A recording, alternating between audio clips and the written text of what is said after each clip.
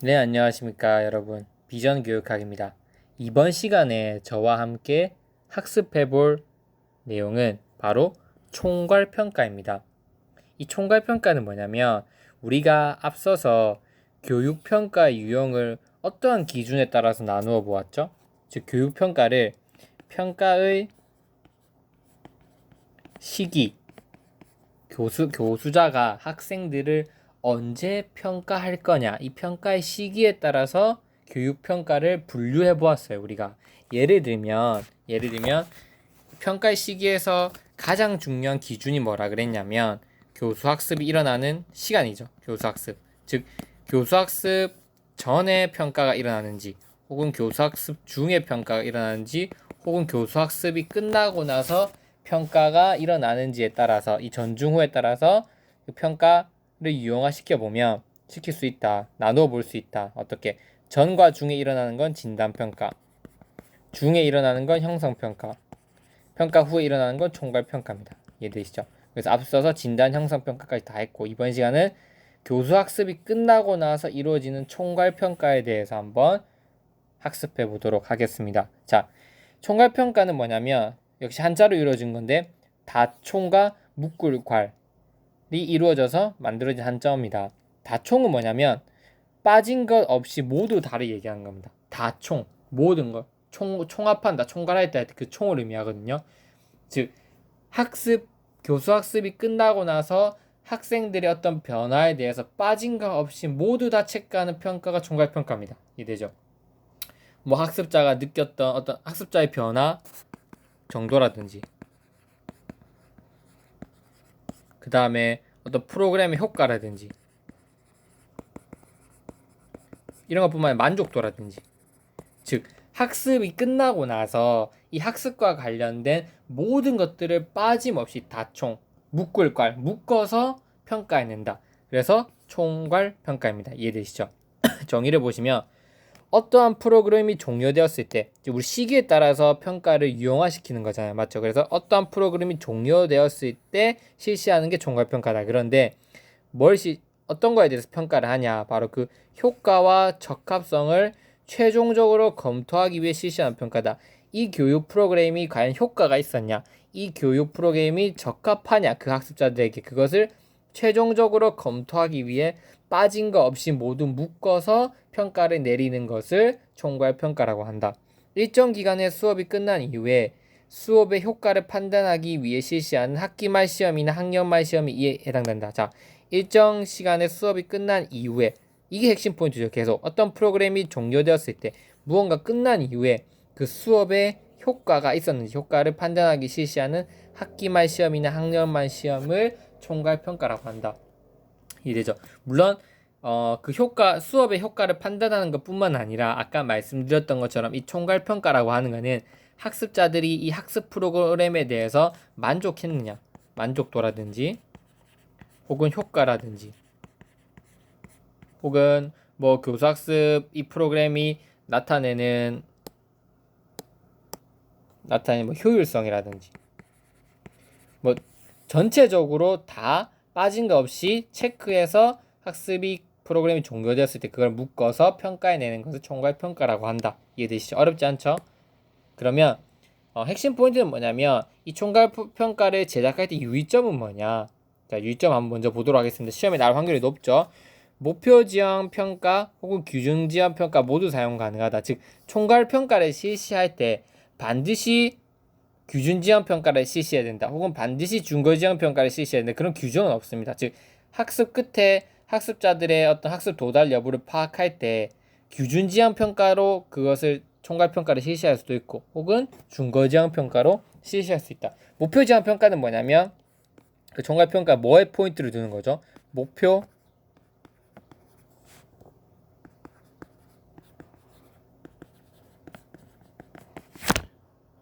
성취 여부. 학습자들이 그 목표를 어느 정도 성취했는지 그 성취 여부를 판단하는 것을 목표 지향 평가라고. 남들 타인하고 비교하지 않아요. A는 B는 C는 목표의 70% 도달, B는 목표와 비교하는 거예요. 목표와 80% 도달, C는 목표의 90% 도달. 즉 A는 70% 도달했고 B는 80% 도달. 이 두 가를 비교하는 게 아니라 목표 지향 평가는 뭐다? A 학습자는 목표에 어느 정도로 도달했고 B는 어느 정도 도달했고 C는 어느 정도 도달했고 목표를 기준으로 각 학습자가 어느 정도 도달했는지 파악하는 것을 목표 지향 평가. 그래서 총괄 평가는 뭐다? 목표 지향 평가를 실시할 수도 있고 규준 지향 평가를 실시할 수 있다. 규준 지향 평가는 뭐다? 목표 도달 여부가 아니라 A와 B와 C 중에서 누가 더 잘하냐? A가 더 학습 성취율이 높냐, B가 높냐, C가 이걸 포인트를 두는 거죠. 그래서 A가 말하면 그 학기 말에 70점, 60점, 80점 받았으면 목표에 어느 정도 도달했는지는 그것도 중요하겠지만 보다 중요한 건 뭐다? 누가 더 높은 점수를 받았느냐?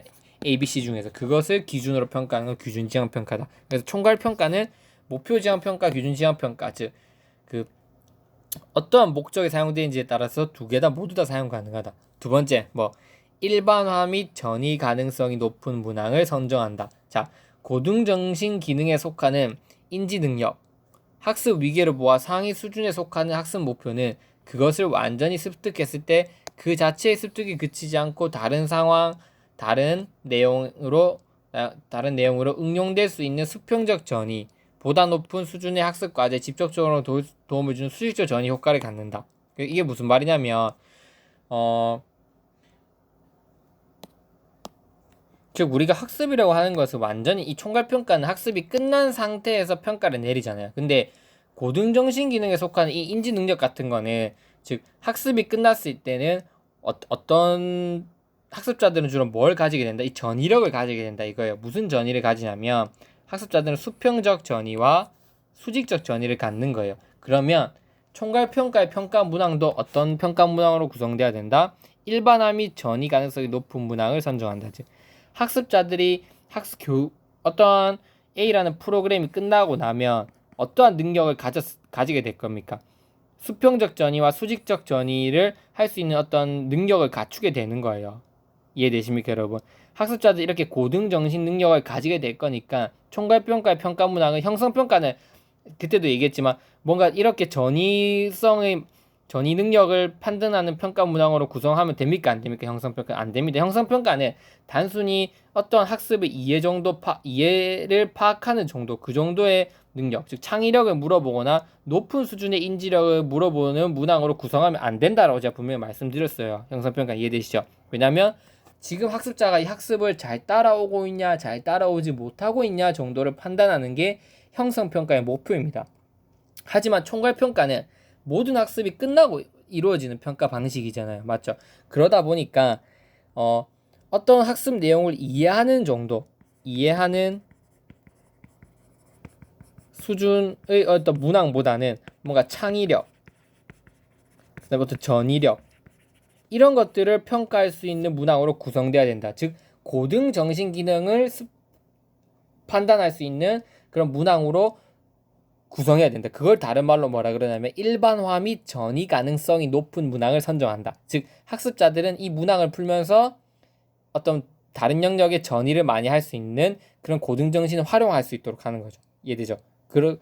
즉 총괄평가라고 하면 학습자들이 고등정신 기능을 습득했을 거라고 보고 그래서 그거에 맞는 평가 문항을 작성해야 되기 때문에 일반화 및 전이 가능성이 높은 문항을 선정한다. 이건 결국 뭐랑 상통한다? 창의성이 높은 문항을 만들어라. 창의성을 발휘할 수 있는 학습자들이 창의성을 발휘할 수 있는 문항을 만들어라. 혹은 학생들이 고등 정신 능력을 활용할 수 있는 문항을 만들어라. 형성평가랑은 반드시 차이를 보입니다. 그래서 이 총괄평가 제작 시 유의점은 반드시 뭐다? 일반화 및 전이 가능성이 높은 문항을 선정하되 그것은 곧 창의성이 높은 것, 고등정신 능력이 높은 문항을 만들라고 하는 것을 의미한다. 그 이유는 뭐다?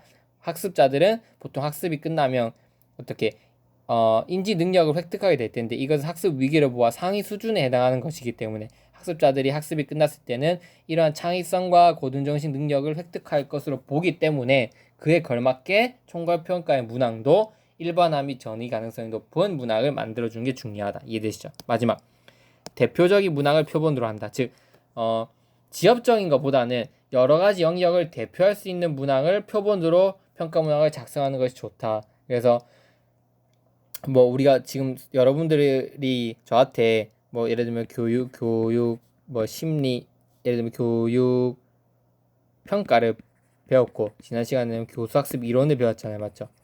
교수학습 이론. 그래서 교수학습 이론을 만약에 시험에 내야 된다고 하면 누구 인지주의 학파 그 다음에 구성주의 학파 이렇게 여러 학파로 나눌 수 있잖아요. 그래서 이 인지주의 학파 구성주의 학파를 모두 총괄할 수 있는 대표해 줄 수 있는 학자로 내는 게 좀 더 적절하다. 왜냐하면 총괄 평가이다 보니까. 그래서 만약에 낸다면 뭐 라이겔루스가 적절하겠죠. 다 중요하지만 이 라이겔루스는 인지주의의 어떤 장점들을 다 모아서 정규화 교수 이론을 주장한 학자이기 때문에 라이겔루스는 그 인지주의의 어떤 이론들을 다 대표할 수 있는 특징이 있거든요. 그래서 그거는 관점에 따라 다 다를 수 있겠지만 어쨌든 중요한 건 뭐다? 총괄평가다 보니까 문항수가 한정돼 있잖아요. 맞죠? 문항수가 어떻다? 한정돼 있습니다. 이 한정된 문항에서 많은 어떤 큰 영역의 다양한 영역의 평가 문항을 내려고 하다 보니까 되도록 어떻게 그 어떤 분야에 대해서 어떤 학습 영역에 대해서 그것을 대표할 수 있는 문항을 표본으로 출제하는 게 중요하다. 그 이유는 뭐다? 총괄 평가는 학습이 최종적으로 일어난 이후에 실시하는 평가 방식이고 그러면 다양한 영역을 학습했다고 우리가 보는 것인데 그 모든 것들을 평가 시간에 다 평가할 수는 없으니까 최대한 되도록 어떤 특정 영역을 대표할 수 있는 문항을 표본으로 해서 그 문항을 선정해야 된다. 이게 핵심 포인트입니다. 이해되죠? 어렵지 않아요. 대표적인 문항을 표본으로 한다. 그리고 일반화 및 전이 가능성이 높은 문항을 선정하고 목표 지향 평가 및 규중 지향 평가를 모두 할 수 있다. 이렇게 제작 시 유의점을 여러분들이 기억해 주시면 됩니다. 그래서 목표 지향 평가냐 규중 지향 평가냐 어떤 걸 사용할지는 이 평가 결과를 어떻게 활용하는지에 따라서 활용 용도가 무엇이냐에 따라서 선정해 주면 되는 겁니다. 그래서 학습자들한테 피드백을 주는 게 이 총괄평가의 목적인 것인지 피드백을 주는 게 아니라 학습자들을 선발, 배치, 분류 학습자들을 어떻게 잘 선발해서 적재적소에 배치시키는 게 이 총괄평가의 목적인지 어떠한 목적인지에 따라서 목표 지향 평가냐 규준 지향 평가냐 이거에 대해서 선택해서 사용해 주면 된다. 그 유의점이고 이해되시죠? 그래서 이러한 세 가지 유의점은 반드시 시험에 나올 확률이 높기 때문에 암기해 주셨으면 좋겠습니다. 자, 마지막으로 또 나올 수 있는 거 총괄평가는 어떠한 기능을 가지냐 이 네 가지 기능을 가집니다. 이건 쉬우니까 한번 읽고 넘어가 볼게요. 학생의 성취도에 대해서 점수를 판정해 준다. 자, 봅시다. 입학시험이나 자격시험에서는 학습 정도나 수준에 의거하여 학생의 상대적 위치를 결정하는 것이 중요합니다. 이해되죠? 입학시험이나 자격시험은 학습의 정도나 수준에 의거해서 학생의 상대적 위치를 결정하잖아요. 맞죠? 수능이나 이런 것들. 총괄평가는 학습 후의 학습 성취 수준을 파악한다는 점에서 이러한 기능을 담당할 수 있다. 자, 총괄평가는 어떤 기능을 담당할 수 있다? 학생들 성취도에 대한 점수를 판정해서 이런 입학시험이나 자격시험에 대한 유의미한 정보를 제공해 줄 수 있다. 그래서 학생들을 적재적소에 배치해 줄 수 있는 이런 기능을 가진다. 총괄평가 기능. 알겠죠? 두 번째. 그냥 학습자들을 이렇게 분류 배치시켜주는 기능뿐만 아니라 또 어떤 기능이 있다? 후속 학습에 대한 성공을 예언해 줄 수 있는 또 기능이 있다. 보통 학습 과제는 계열성을 가지도록 조직이 되어 있기 때문에 총합평가의 결과는 다음 과제의 학습에서 학생이 성공할 수 있냐 없냐를 예언하는 데 중요한 역할을 한다. 이거는 선발 배치의 어떤 포인트를 둔 거고 이거는 다음 학습을 잘 할 수 있냐 없냐에 대해서 판단을 내린 거죠. 예를 들면 우리가 모든 학습은 대부분 계열성을 가지고 있잖아요. 그래서 이 A라는 어떤 기능을 완전히 습득하기 위해서는 A1, A2, A3를 습득해야 돼요. 그러면 A1이 끝나고 나서 총괄평가를 실시하는 거예요. 그래서 A2가 끝나고 총괄평가를 실시하잖아요. A3가 끝나고 총괄평가를 실시하겠죠. 그래서 A1이 습득돼야 A2가 되고 A2가 돼야 A3가 되고 그러면 이 전체가 이제 A라고 하는 하나의 기능을 우리가 완전히 학습할 수 있는데 A1이 끝나고 실시한 이 총괄평가는 여기서 점수를 잘 받으면 A2를 보다 원활하게 시행할 수 있다는 후속 학습에 대한 성공을 예언해 줄 수 있는 거잖아요. 그렇기 때문에 학습이 계열성을 이루니까 이 총괄평가는 다음 학습에 대한 진단평가로 활용할 수 있다. 그 말입니다. 봅시다. 따라서 총합평가의 결과는 다음 교육을 위한 진단평가의 정보로 이용될 수 있다. 진단평가는 뭐다? 학습자들이 학습을 시행하기 이전에 어떤 수준에 있는지 과연 어느 정도 능력을 가지고 있는지 파악하는 게 진단평가잖아요. 맞죠? 그래서 우리가 학습의 계열성을 이루고 있으니까 이전 학습에 대한 총괄평가는 그 다음 학습에 대한 진단평가의 정보로 충분히 이용될 수 있다. 이거 기억해 주시기 바랍니다. 자, 그 다음 집단 간 비교를 통해서 학습 성과에 대한 정보를 수집할 수 있다. 총합평가의 결과는 집단의 성적을 비교할 수 있는 정보를 제공해 준다. 학습자 집단 간의 종합적인 학습 성과를 교수 방법의 유형이나 학습 자료의 종류들과 관련시켜 비교 분석함으로써 학습 성과에 대한 정보를 수집할 수 있다. 이건 뭐냐면 어렵지 않아요. A라는 교수 프로그램, B라는 교수 프로그램 실시한 거야. 근데 A는 예를 들면 지적 수준이 보통인 학습자들에게 실시한 교육 프로그램을, B는 학습 능력이 보다 이렇게 보시죠. A, B 둘 다 보통 학습 수준이 보통인 학습자들에게 실시한 교육 프로그램이라고 칩시다. 난 예를 들면 뭐 우리가 뭘 할 수 있냐면 영어에서 어떤 문법 이해를 한다고 칩시다. 특정 단원의 문법 현상을 이해하는데 A 집단 학습자의 수준도 보통 수준이었고 B 집단도 보통 수준이었어요. 근데 학습 자료나 교사가 학습 자료나 학습 방식을 좀 달리 해본 거예요. A는 어떤 방식을 투입해봤냐면 토익법을 실시해봤고 B는 프로젝트법을 실시해본 겁니다. 이해되시죠? 어떤 교수 프로그램이 토익법과 프로젝트법을 실시했고 여기서는 이 토익법에서는 책 위주로 자료를 활용하도록 했고 이 프로젝트는 컴퓨터 위주로 검색을 많이 할 수 있도록 학습자들이 나눠서 한번 똑같은 영어 문법 이해라는 것을 똑같이 실시해봤다고 칩시다. 왜냐면 A는 뭐 서울에 있는 학교에서 시행한 거고 B는 부산에 있는 학교에서 시행한 거라고 칩시다. 이렇게 하고 나서 똑같은 영어 문법에 대한 이해 단원을 학습하고 평가자가 예를 들면 객관적 기준에서 둘이 똑같은 어떤 평가 시험지를 쳤다고 칩시다. 근데 A 집단의 학습자들 평균이 90점이 나왔고 B 집단은 95점이 나온 겁니다.